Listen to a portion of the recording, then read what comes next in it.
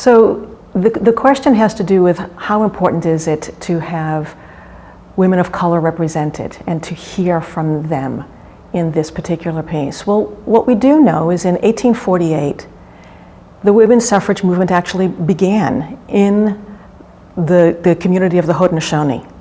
And Elizabeth Cady Stanton actually had relatives and friends who were part of this first community.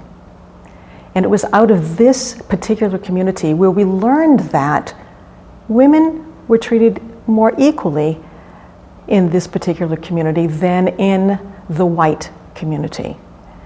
And so the idea of suffrage actually came forward from the Haudenosaunee.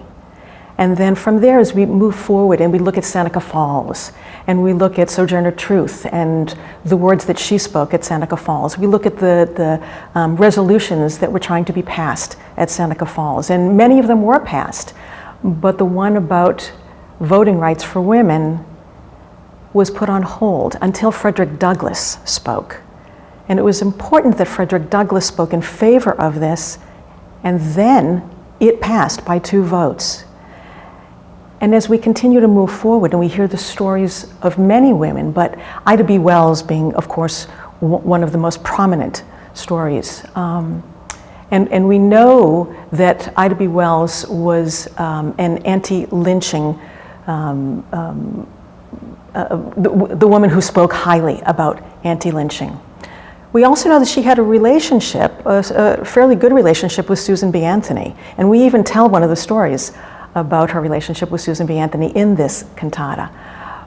But another part of the story for Ida B. Wells was that we know that there were racist people who would not allow women of color to be part of the storytelling as they were seeking the right to vote.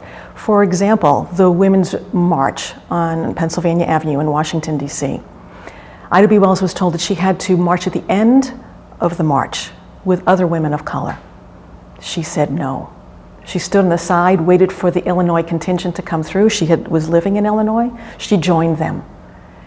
And arm in arm joining them. And so women of color played a very significant role in suffrage, yet we don't hear about that in our history books, and we should. So we are telling their stories.